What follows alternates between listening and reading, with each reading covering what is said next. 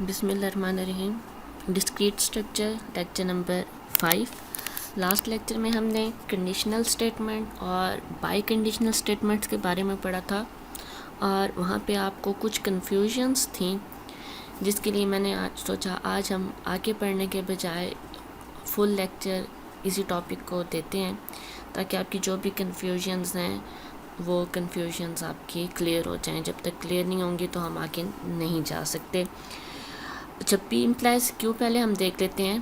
P implies Q में ना आपने एक चीज़ याद रखनी है, हमारे पास दो स्टेटमेंट्स होंगी।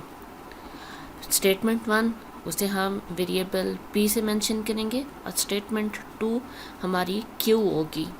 ठीक है, जब भी कोई आपके पास ऐसी स्टेटमेंट आती है जिसमें हम पी इम्प्लाइज क्यू यूज़ कर रहे होंगे, तो पहला पोर्शन ऑफ स्टेटमेंट का क्या है, पी, और दूसरा पोर्शन ऑफ स्टेटमेंट का क्या है, क्यू है। अब इसमें हमारे पास जो पी पोर्शन होता है इसे हम कहते हैं हाइपोथेसिस, और क्यू उस हाइपोथेसिस के अकॉर्डिंग कंक्लूजन। यानी हम कहते हैं हम एक कोई अपनी एक लॉजिक सेट करते हैं या अपने एक थिंकिंग सेट करते हैं और उस थिंकिंग के अकॉर्डिंग फिर हम अपना एक रिज़ल्ट जनरेट करते हैं। ये है पी इम्प्लाइज क्यू। या हम एक ऐसी सोच डेवलप करेंगे और फिर देखेंगे अगर ऐसा होता है तो उसके नतीजे में क्या होगा। अगर ऐसा होता है, ये पी पोर्शन है, तो उसके नतीजे में क्या होगा या नतीजतन क्या होगा, ये हमारे पास क्या वैल्यू होगी, ये क्यू की वैल्यू होगी। तो हम इस तरह से स्टेटमेंट को पढ़ते हैं कि इफ़ पी देन क्यू, अगर पी होगा तो क्यू होगा, यानी पी होगा तो फिर डेफिनेटली क्यू भी होगा। ये चीज़ हमारे पास इस तरह से होगी कि अगर हमारे पास पी करेक्ट है तो क्यू भी हमारे पास करेक्ट होगा। लेकिन एक चीज़ यहाँ पे याद रखनी है कि हमारे पास पी करेक्ट होगा तो क्यू का करेक्ट होना ज़रूरी है, लेकिन क्यू हमारे पास कुछ और वैल्यूज़ पे भी करेक्ट हो सकता है।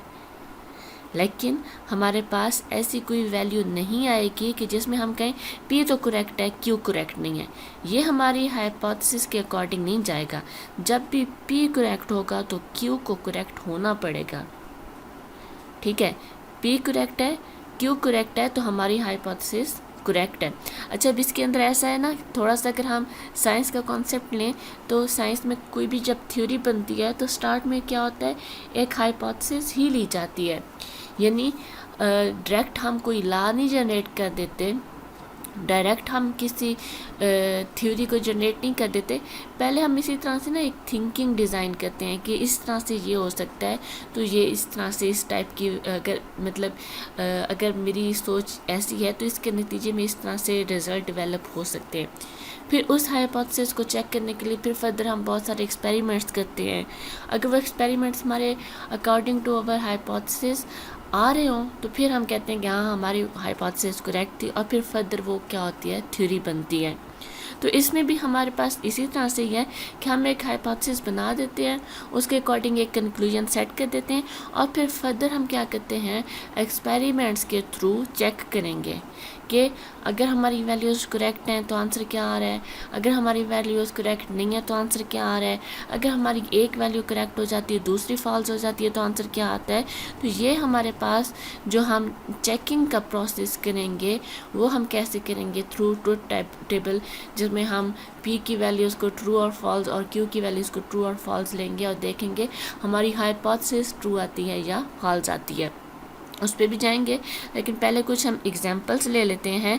इसमें मैंने एग्जांपल 1 ली, if you get good grades then you will get into a good college. ठीक है, इसका मीन क्या है, इसमें पहले तो हम पी और क्यू को डिवाइड कर दें। पी हमारे पास क्या है कि अगर आप गुड ग्रेड्स लेंगे तो क्यू क्या है, आप अच्छे कॉलेज में एडमिशन लेंगे। सही है। अब इसमें क्या है कि हमारे पास अगर ये पी होगा तो क्यू लाजमी होगा। अगर पी हमारे पास ट्रू हो जाता है तो क्यू लाजमी ट्रू होगा। ये असल में मेरी हाइपोथेसिस का मकसद है। अब इसके अंदर इसी तरह से इफ़ वाला पोर्शन मैंने यहाँ पे मेंशन भी कर दिया है, मेरी हाइपोथेसिस है। देन के बाद वाला पोर्शन मेरी कंक्लूजन है कि मैंने एक थिंकिंग रखी, उसके अकॉर्डिंग मैंने अपना नतीजा जाहिर किया कि अगर इस तरह से हो जाता है, अगर आप अच्छे ग्रेड्स लेते हैं तो आप अच्छे कॉलेज में एडमिशन ले सकते हैं। उसका नतीजा भी मैंने साथ में बता दिया। अब इसके अकॉर्डिंग ना कुछ पॉसिबिलिटीज़ हैं, जैसे मैंने आपको बताया कि हम थ्रू एक्सपेरिमेंट्स शो करते हैं कि मेरी ये स्टेटमेंट जो मैंने एक लॉजिक डिज़ाइन की थी वो मेरी करेक्ट आ रही है या नहीं। उसके लिए मैंने यहाँ पे 4 एक्सपेरिमेंट्स किए हैं। पहला, यहाँ पे हमने देखा कि अगर मेरी पी स्टेटमेंट ट्रू है, यानी मैंने अच्छे ग्रेड्स लिए हैं और उसके नतीजे में मेरा अच्छे कॉलेज में एडमिशन भी हो गया है, ठीक है, तो इसका मीन क्या है, मैंने अच्छे ग्रेड्स लिए थे और उन ग्रेड्स की वजह से मेरा अच्छे कॉलेज में एडमिशन हुआ है, तो वो जो बात मैंने कही थी वो सच साबित हो गई है। तो हमारे पास क्या होगा आंसर, क्योंकि वो मेरी बात सच हुई है तो यहाँ पे ट्रू आएगा। अच्छा, फिर मैंने अच्छे ग्रेड्स भी लिए हैं लेकिन अच्छे कॉलेज में एडमिशन यहाँ पे है मैंने अच्छे ग्रेड्स नहीं लिए और ना ही मेरा एडमिशन किसी अच्छे कॉलेज में हो सका। ना तो मैंने अच्छे ग्रेड्स लिए और ना ही मेरा एडमिशन अच्छे कॉलेज में हो सका है। क्यों नहीं हो सका? मेरे पास अच्छे ग्रेड्स नहीं थे। तो यानी कि मेरी बात तो सच हुई ना, मैंने कहा था अच्छे ग्रेड्स होंगे तो कॉलेज में एडमिशन मिलेगा। जब अच्छे ग्रेड्स ही नहीं आए तभी तो कॉलेज में एडमिशन नहीं हुआ। तो मेरी हाइपोथेसिस के अकॉर्डिंग कंक्लूजन, मेरी वो बात तो अभी भी सच साबित हो रही है। मैंने तो यही कहा था ना कि लेंगे तो होगा, जब लिए ही नहीं है तभी तो नहीं हुआ। अगर लेते तो होता ना, तो यानी अभी भी मेरी बात तो ट्रू ही साबित हो रही है, मेरी हाइपोथेसिस तो ट्रू ही साबित हो रही है। अच्छा, थर्ड हमारे पास क्या है कि अगर मैंने अच्छे ग्रेड नहीं लिए लेकिन अच्छे कॉलेज में एडमिशन हो गया है, मैंने अभी आपको बताया था कि क्यों किसी और वैल्यू पे भी ट्रू हो सकता है, तो ये भी हमारे पास ट्रू होगा। ये कैसे ट्रू होगा? फॉर एग्ज़ाम्पल, ग्रेड अच्छे नहीं आए लेकिन हमने सेल्फ पे एडमिशन ले लिया है या किसी अपने रेफरेंसेस के थ्रू हमने एडमिशन ले लिया है, कोई सिफारिश करवा के एडमिशन ले लिया है किसी अच्छे कॉलेज में, तो एडमिशन तो हो गया है ना। तो क्यों किसी और कंपोनेंट पे भी डिपेंड कर रहा था जिसकी वजह से हमारा एडमिशन हो गया है। तो एडमिशन क्योंकि हो गया है तो अच्छे कॉलेज में हमारी जो कंक्लूजन थी कि गुड कॉलेज में हमारा एडमिशन होना, वो तो ट्रू साबित हुई है। इसलिए अभी भी हमारा आंसर क्या होगा? ट्रू होगा। अच्छा, फिर मैंने कहा था अगर आप अच्छे ग्रेड लेंगे तो आपका गुड कॉलेज में एडमिशन होगा। एक स्टूडेंट ने अच्छे ग्रेड्स लिए लेकिन उसका एडमिशन नहीं हो सका। मैंने कहा था अगर लेंगे तो होगा, पक्का होगा, लेकिन नहीं हो सका। तो अब मेरी बात सिर्फ क्या हुई? फॉल्स साबित हुई। मैंने जो अपना एक लॉजिक डिज़ाइन की थी, एक कंक्लूजन दी थी, वो यहाँ पे आके क्या हो गई? फॉल्स साबित हो गई है। सही है। अच्छा, इसी तरह से पी इम्प्लाइज क्यों की मैंने एक और एग्जांपल दी है। If Asma learns discrete structure then she will find a good job. अगर अस्मा डिस्क्रीट स्ट्रक्चर लर्न करती है तो वो अच्छी जॉब हासिल कर सकेगी। सही है। इसमें भी वही चीज़ है कि हमारे पास अस्मा ने डिस्क्रीट स्ट्रक्चर लर्न की, डीएस लर्न किया और उसे जॉब मिल गई। मेरी बात सच साबित हो गई। अस्मा ने लर्न ही नहीं किया, उसे जॉब ही नहीं मिली। मेरी बात अभी भी सच साबित हो रही है। सही है। तो वही 4 पॉसिबिलिटीज़ हम इस पे भी देख सकते हैं। यहाँ पे हमारे पास कंक्लूजन क्या है? उसकी अच्छी जॉब, और डिपेंड किस पे कर रही है कि अगर अस्मा डीएस पढ़ेगी, लेकिन वो गुड जॉब ज़रूरी नहीं है हमेशा इस पे ही मिले। गुड जॉब के लिए कोई और फैक्टर भी हो सकते हैं जिसका इस लाइन में हमने जिक्र नहीं किया। इस लाइन में हमने सिर्फ ये कहा है कि हमारे पास अगर स्टूडेंट डीएस पढ़ती है तो उसे जॉब मिलेगी, और अगर हम इसे फॉल्स कर देते हैं कि उसने डीएस पढ़ा, यानी हमारे पास पी की स्टेटमेंट ट्रू है लेकिन Q हमारे पास फॉल्स हो जाता है, तो इसका आंसर क्या आएगा? फॉल्स आएगा। इसी तरह से example 3, if you are working hard then you are a topper. अगर आप मेहनत करते हैं तो आप टॉपर होंगे। अगर आपने मेहनत ही नहीं की तो आप टॉपर ही नहीं बन सके। तो मेरी ये स्टेटमेंट ट्रू हुई। अच्छा, इसमें एक चीज़ का ख्याल और रखना है कि हमारे पास if P then Q equal नहीं होगा इफ़ क्यू देन पी के।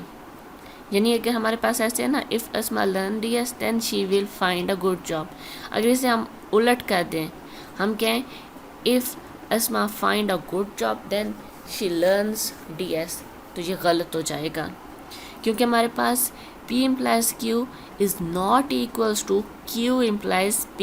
ये याद रखना है आपने। इसी को अपने इस पॉइंट को यहाँ पे, तो क्योंकि थोड़ी स्टेटमेंट्स हैं तो आपको समझ नहीं आएगी कि कैसे, तो इसको शो करने के लिए मैंने एक और एग्जांपल लिया जिसमें मैंने कहा if a number is multiple of 9, अगर एक नंबर है जो कि 9 का मल्टीपल है, then it is multiple of 3, तो वो डेफिनेटली 3 का भी मल्टीपल होगा। कोई भी नंबर ले लें जो 9 का मल्टीपल हो, वो लाजमी 3 का मल्टीपल होगा। इसमें हम कहते हैं कि अगर हमारे पास कोई नंबर है जो 9 का मल्टीपल नहीं आ रहा, तो वो हमारे पास फिर 3 का मल्टीपल भी नहीं आ रहा, तो हमारी वो स्टेटमेंट अभी भी ट्रू है। अच्छा, इसमें ये चीज़ है, अगर हम फॉर एग्ज़ाम्पल देखते हैं 27 है, 27 9 का मल्टीपल है ना, और 27 3 का भी मल्टीपल है, यानी 27 हम कह सकते हैं 27 पे 9 का टेबल भी जाता है और 3 का टेबल भी जाता है, सही है। तो ये हमारे पास P implies Q। अगर मैं इसी स्टेटमेंट को उलट कर दूँ, if a number is multiple of 3 then it is multiple of 9, यानी अगर कोई नंबर 3 के टेबल में जा रहा है तो 9 के टेबल में भी जाएगा। क्या ये स्टेटमेंट हमारी ट्रू हो सकती है? नहीं। अब देखें 6 है, 6 3 के टेबल में आता है, क्या 6 9 के टेबल में आता है? नहीं आता, सही है। इसी तरह से 24 है, तो ये हमारे पास जब हमने इस अपनी स्टेटमेंट को Q implies P पे चेक किया, तो वो स्टेटमेंट हमारी गलत हो जाती है, हमारी हाइपोथेसिस हमारे अकॉर्डिंग टू कंक्लूजन नहीं रहती। इस वजह से हम कहते हैं कि हमारे पास if P then Q is not equal to if Q then P, सही है। फिर इसके बाद है biconditional. Biconditional if and only if. Biconditional में अब एक चीज़ याद रखनी है, वो जो हमने यहाँ पे पिछली स्लाइड में ये जो देखा था ना कि if P then Q is not equal to if Q then P, biconditional में ये इक्वल होते हैं। हम बेशक P then Q देखें या हम बेशक Q then P देखें, दोनों ही इक्वल फैक्टर्स देते हैं। हम कह सकते हैं एक ऐसी स्टेटमेंट जो या एक ऐसा पोर्शन जिसका फर्स्ट पोर्शन हमारे पास ट्रू है तो सेकंड भी ट्रू होगा, स्टेटमेंट ट्रू होगी। फर्स्ट पोर्शन फॉल्स है, सेकंड भी फॉल्स होगा, स्टेटमेंट ट्रू होगी, सही है। लेकिन जब हमारे पास उनमें से एक फैक्टर भी फॉल्स हो जाता है तो हमारी स्टेटमेंट फॉल्स हो जाएगी। किस तरह से? यहाँ पे मैंने एक एग्जांपल ली, shape is triangle if and only if it has exactly 3 sides. एक शेप ट्रायंगल होगी, कब होगी? जब उसकी 3 साइड्स होंगी, एग्जैक्टली 3 साइड्स। अब ये बताएं, हम इस स्टेटमेंट को अगर उलट करके पढ़ें, कैसे? कि हम कहते हैं अगर एक शेप है जिसकी 3 साइड्स हैं तो वो क्या होगी? वो ट्रायंगल होगी। और इसी तरह से अगर एक ट्रायंगल है तो उसकी कितनी साइड्स होंगी? 3 साइड्स होंगी। हमने अपनी स्टेटमेंट को दोनों तरफ से पढ़ा और सेम रिजल्ट दिया है। आपको कोई भी ऐसी शेप नज़र नहीं आएगी जिसकी 3 साइड हो लेकिन हम उसे ट्रायंगल ना कहते हों। हर ऐसी शेप जिसकी 3 साइड्स होती हैं उसे ट्रायंगल कहते हैं, और हर ट्रायंगल की 3 साइड्स ही होती हैं। तो यानी इसमें हम देखें तो P implies Q है और Q implies P है। Q अदर देन P किसी और फैक्टर पे डिपेंड नहीं करेगा, सिर्फ P पे डिपेंड करेगा, और P भी सिर्फ और सिर्फ Q पे डिपेंड करेगा। यहाँ पे हमने शेप इज़ ट्रायंगल पी को दिया, इट हैज़ एग्जैक्टली 3 साइड्स, ये हमने क्यू को दिया। इसमें अब हमारे पास क्या है, अगर हमारे पास एक शेप आती है उस वो ट्रायंगल भी है और उसकी 3 साइड्स भी हैं, तो यानी कि वो ट्रायंगल ही है और वो हमारी अकॉर्डिंग टू दिस स्टेटमेंट है। फिर P इज़ ट्रू, यानी हमारे पास ट्रायंगल है लेकिन उसकी 3 साइड्स नहीं है, तो ऐसा हो ही नहीं सकता, तो हमारे पास ये चीज़ क्या हो जाएगी, फॉल्स हो जाएगी। इसी तरह से P इज़ फॉल्स, यानी कि हमारे पास वो ट्रायंगल नहीं है, बट Q इज़ ट्रू, लेकिन उसकी 3 साइड्स हैं, ये चीज़ भी नहीं हो सकती। मैंने भी बताया जब भी 3 साइड होंगी ट्रायंगल कहलाएगी, ट्रायंगल तभी कहलाएगी जब 3 साइडें होंगी, तो ये भी हमारे पास फॉल्स हुई। और एक ऐसी शेप ना तो उसकी 3 साइड हैं और ना ही वो ट्रायंगल है, तो भी मेरी बात ठीक है, क्योंकि मैंने कहा था अगर 3 साइड्स होंगी तभी ट्रायंगल होगी, उसकी साइड्स ही 3 नहीं है, वो ना वो ट्रायंगल है, तो वो हमारे पास कोई और शेप होगी, तो मेरी बात अभी भी ट्रू है। यहाँ पे मैंने उसी एग्जाम्पल को उलट करके भी दिखाया है, shape has exactly 3 sides if it is triangle. ठीक है, पहले मैंने कहा था कि वो ट्रायंगल है तो उसकी 3 साइड्स हैं, मैंने कहा अगर उसकी 3 साइड्स हैं तो वो ट्रायंगल है, वही कॉमन फैक्टर्स होंगे, वही 4 पॉसिबिलिटीज़ होंगी और उसके भी वही रिजल्ट आएंगे। एक और एग्जांपल यहाँ पे बाई कंडीशनल में मैंने दी कि अगर हमारे पास 2 लाइंस हैं और वो पैरेलल हैं तो वो कभी भी इंटरसेक्ट नहीं कर सकती। और आपको ये चीज़ मैथ में आपने पढ़ी भी होगी कि parallel lines are not intersecting each other, कभी भी वो बेशक उसे जितना भी लंबा करते जाएं वो किसी भी पॉइंट पे जाके कभी भी इंटरसेक्ट नहीं करेंगी। तो पैरेलल लाइन है तो वो इंटरसेक्ट नहीं करेंगी, और इंटरसेक्ट नहीं कर रही तो इसका मतलब क्या है, वो पैरेलल लाइंस हैं। तो ये भी हमारे पास क्या है, हमारा पी क्यू पे और क्यू पी पे डिपेंड कर रहे हैं। अगर पैरेलल लाइन है और इंटरसेक्ट नहीं कर सकी तो भी ट्रू है, पैरेलल लाइन है ही नहीं तभी वो इंटरसेक्ट कर रही हैं, तो ये भी हमारे पास क्या है, ट्रू है। लेकिन हम ये कहें कि पैरेलल लाइन है लेकिन इंटरसेक्ट कर गई हैं तो गलत होगा। ठीक है, या हम कहते हैं पैरेलल लाइन नहीं है लेकिन इंटरसेक्ट नहीं कर रही तो भी ये गलत होगा। तो ये हमारे पास बाई कंडीशनल है जिसमें हमारे पास दोनों स्टेटमेंट्स ट्रू हों तो भी हमारी स्टेटमेंट ट्रू रहती है, और दोनों फॉल्स हो जाएं तो भी हमारी स्टेटमेंट ट्रू रहती है। जल्दी से ये लेक्चर सुन लें ताकि बाकी क्लास के टाइम में हम मज़ीद इसे डिस्कस कर सकें।